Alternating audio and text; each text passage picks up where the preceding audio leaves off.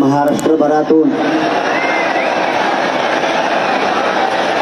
आलेल्या आणि इथं जमलेल्या तमाम मराठा बांधवांना माझा मानाचा जयश्री.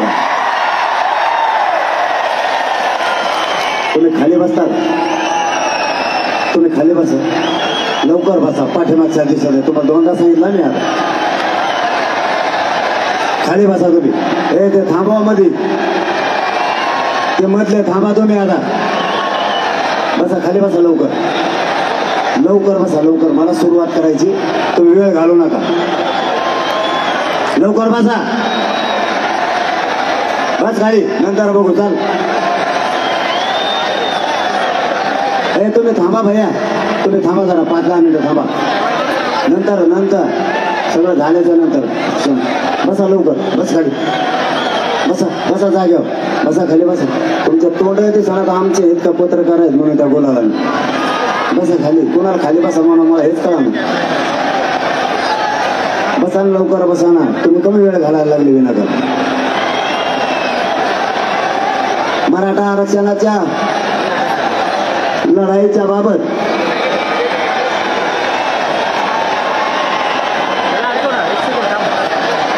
तुम्ही मागचे बसले ते त्या आडा बंधू लय गोंधळ गेला.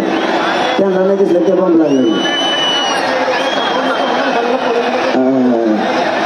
तुम्ही काय आता सिलेक्ट करा. उतर खाली, ते उतरा, ते 5-6 जण जा वर, वरच्या बाजून जा. मराठा आरक्षणाच्या लढाईसाठी हा संघर्ष सुरू होता. आपल्या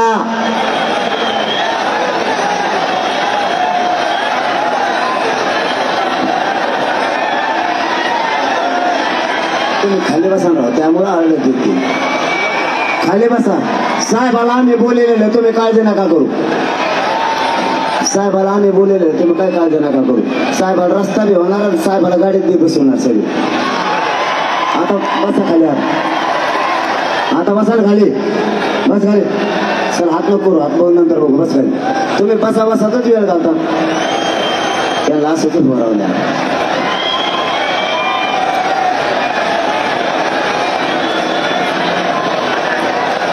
करे त्याला इकडे आणणार माझ्याकडे.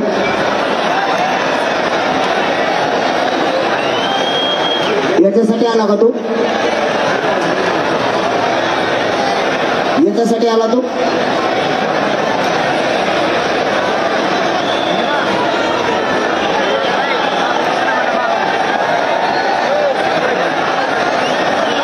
तुम्ही पाठीमागच्या खाली बसा. खाली बसा तुम्ही. तुम्हाला पुढच्या येत असून तुम्ही उभं राहिला.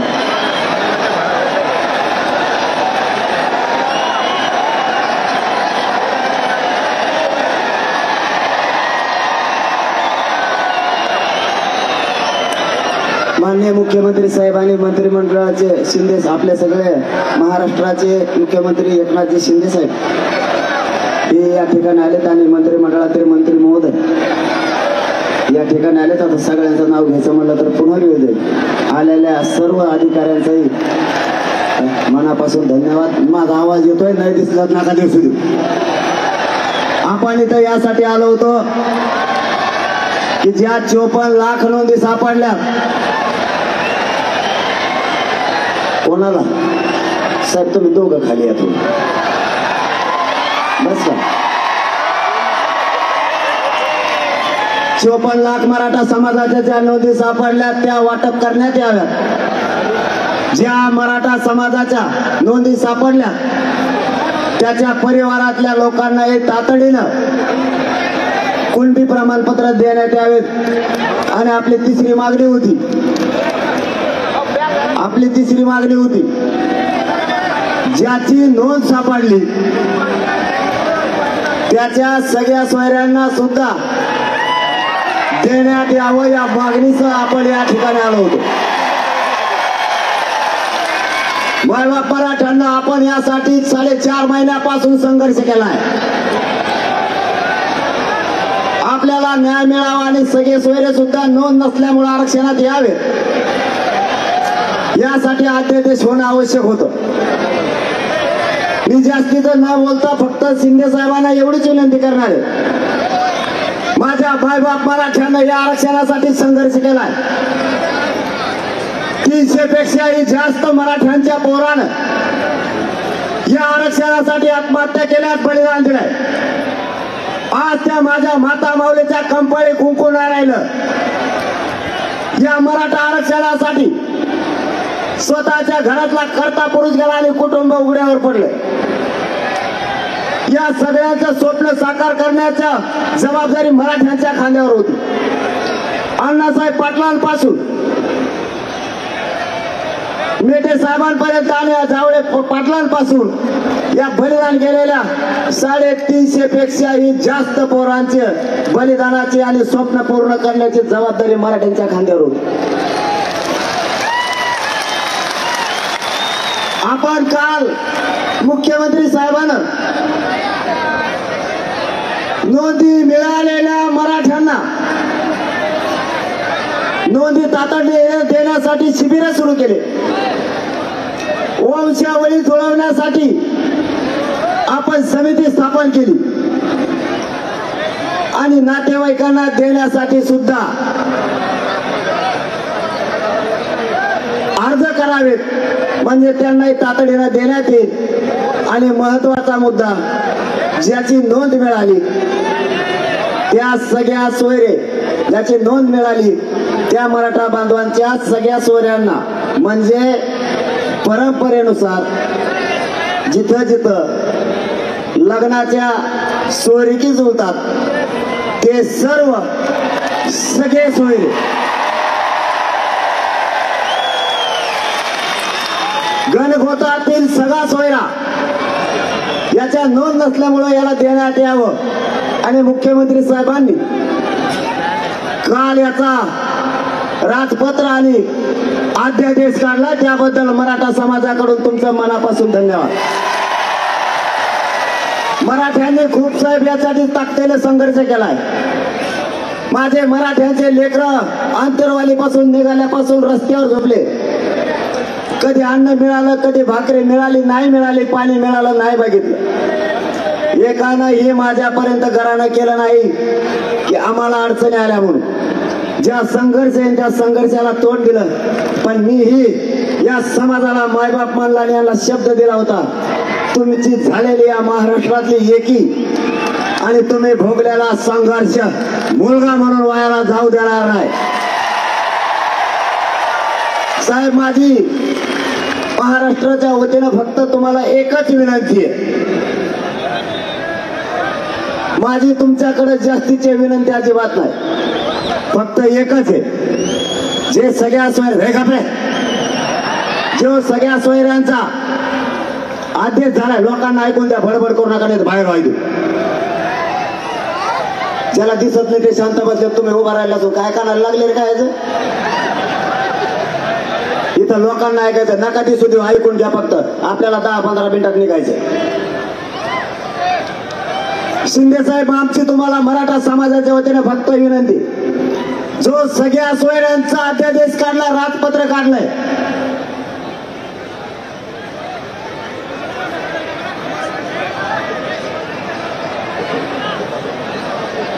मी थांबतो, चलून द्या तुमचं, नाही तुमचंच होऊ द्या. तुम्ही आरक्षण नाही यायला आले का आरडा गोंधळ करायला आले? तुम्हाला काय बसायचं? खाली खाली बस, खाली बस. उभा राहिला तर राहिला, खाली बस म्हणतो. तुला का दिसत नाही का?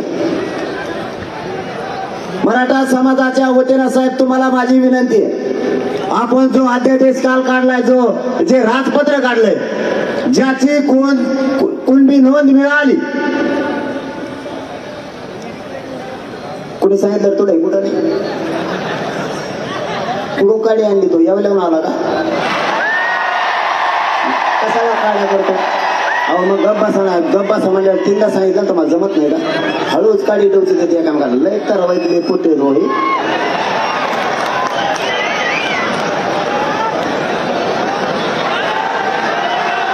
माझी तुम्हाला विनंती आहे साहेब, माझ्या मराठा समाजाच्या वतीने, कारण मराठा समाजाने हा शब्द ऐका, हे आपल्यासाठी खूप महत्वाचं आहे. म्हणून 4.5 महिने आपण यासाठी संघर्ष केला, जीवाची बाजी लावली. या उपोषणामुळे माझं शरीर सुद्धा मला साथ देत नाही. आता हे माझ्या मायबाप सगळ्या मराठ्यांना माहिती, तरी मी माझे जीवाची पर्वा न करता या मराठा समाजासाठी रात्रंदिवस झगडलोय. माझी फक्त साहेब तुम्हाला एकच विनंती आहे, हा जो अध्यादेश झालाय, हे जे राजपत्र निघालंय, ज्यांची कुणबी नोंद मिळाली त्याच्या घनगोतातील सगळ्या सोयऱ्यांना त्याच कुणबी नोंदीच्या आधारावर कुणबी जात प्रमाणपत्र देण्यात येणार आहे. या जीआरच्या बाबत हा जो गुलाल उधळलाय, फक्त या गुलालाचा शिंदे साहेब अपमान होऊ देऊ नका, एवढीच विनंती आम्हाला. हा जीआर कायमस्वरूपी राहायला पाहिजे. याचबरोबर आम्ही भांगे साहेबांना सुद्धा काल सांगितलं, त्यांनी दुरुस्ती करतो म्हणले. आमचं फक्त एवढंच म्हणणं, ज्याची नोंद मिळाली त्याचं शपथपत्र घेऊन त्याच्या सोयऱ्याला देण्यात यावं. ग्रह चौकशी नंतर करावी, सध्या त्यांना प्रमाणपत्र वाटप करायला सुरुवात करा, ही शिंदे साहेबांकडे आमची विनंती आहे. अध्यादेश तर झालाय, यासह बाकीच्या महाराष्ट्रातल्या सगळ्या केसेस अंतरवालीसह मागे घेण्याचं शिंदे साहेबांनी कालच पत्र दिलेलं आहे, ते इथं स्वतः साक्षाला आहे. जी शिंदे समिती काम करती, मराठवाड्यात अत्यंत कमी नोंदी सापडल्यात, महाराष्ट्रभर खूप सापडल्यात, म्हणून शिंदे समितीला टप्प्याटप्प्यानं होईना 1 वर्षाची मुदतवाढ राहू द्या, तिला कंटिन्यू काम करू द्या. गोरगरीब मराठ्यांचं खूप चांगलं होईल. सध्या तिला मुदतवाढ दिली,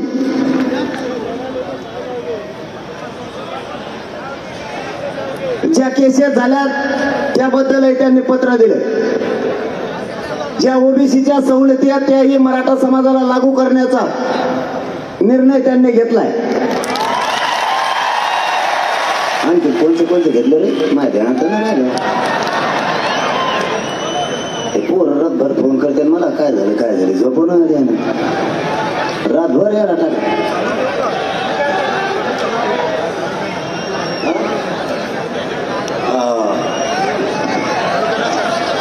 कोपर्डीचा पण त्यांनी तोही पाठपुरा तातडीनं करण्याचं ठरवलंय. क्युरिटी पिटिशनच्या माध्यमातूनही हा एक महत्वाचा संदर्भ आहे. आपला सुद्धा मान्य असतो. मराठवाड्यात नोंदी कमी सापडल्या, त्यासाठी मराठवाड्याचं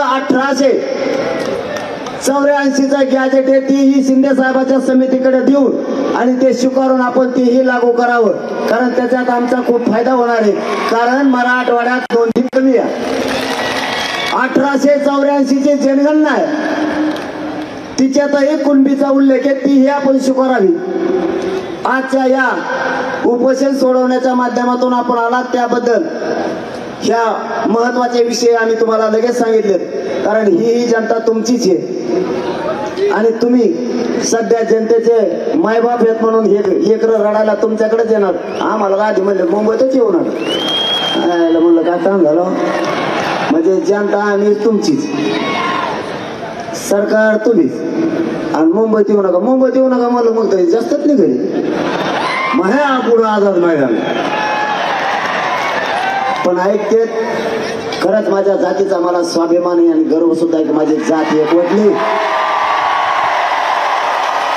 आणि माझी जात एका शब्दालाही पुढे जात नाही. हा मला ह्या पोरांचा प्रचंड गर्व आहे. हा झालेला विजय कित्येक म्हणायचे हे होत नाही ते होत नाही.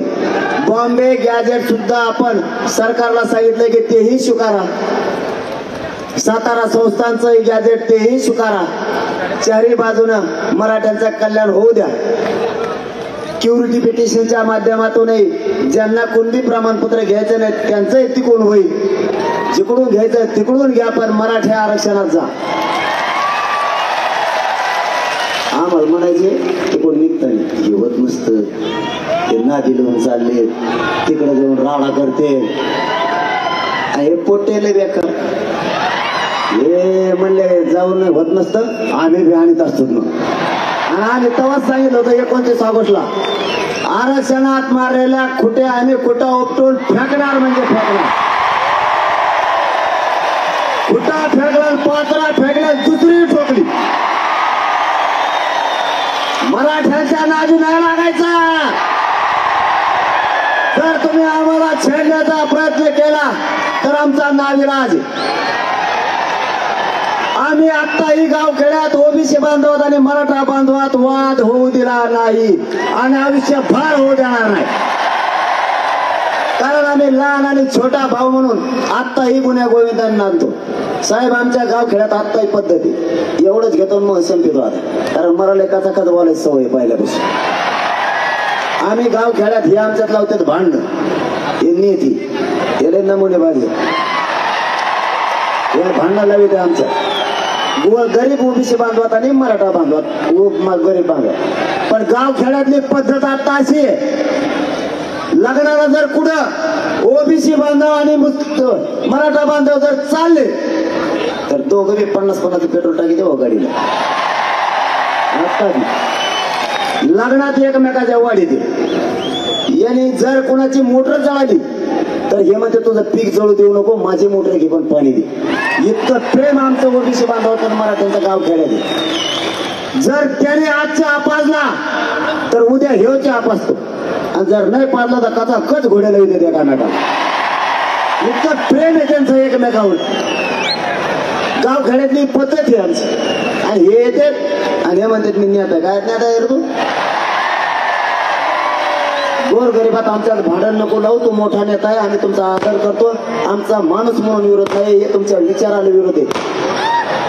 गोडच आहे ना, याला गोडच म्हणतात ना. आता त्यांना आम्ही उलट सांगतोय तुम्ही मोठे नेते, आम्हाला तुमचा आदर आहे हे सांगतो आम्ही या व्यासपीठावरून. मराठ्यांचा त्यांना कधीच विरोध नव्हता. मराठ्यांनी त्यांना भरघोस आयुष्यभर मदत केलेली. त्यांनी विरोध करू नये यासाठी हा विषय होता आमच्यात वाद लावू नये.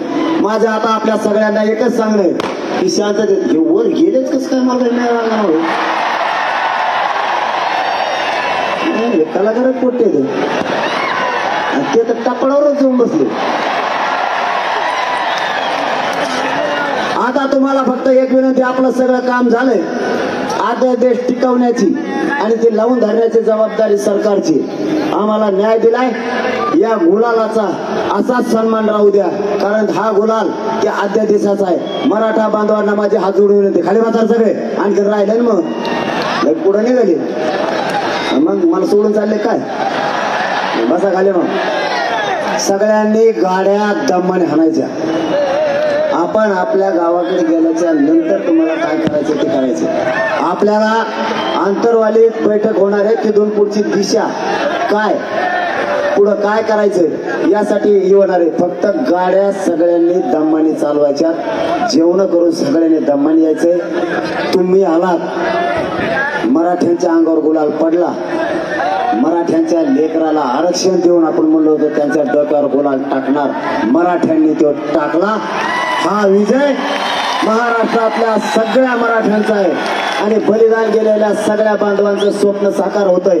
आणि पुढेही जर कधी अडचणी आल्या तर मी तुम्हाला शब्द देतो, कोणत्याही आरक्षणातल्या अडचणी आल्या तरी सोडवायला मी सगळ्यात पुढे राहील. जर या आद्य देशाला काही धोका झाला तर सगळ्यात अगोदर मुंबईला मी आझाद मैदानाला उपोषणाला आलोच म्हणून समजा. धन्यवाद. सगळे बसून राहा. धन्यवाद.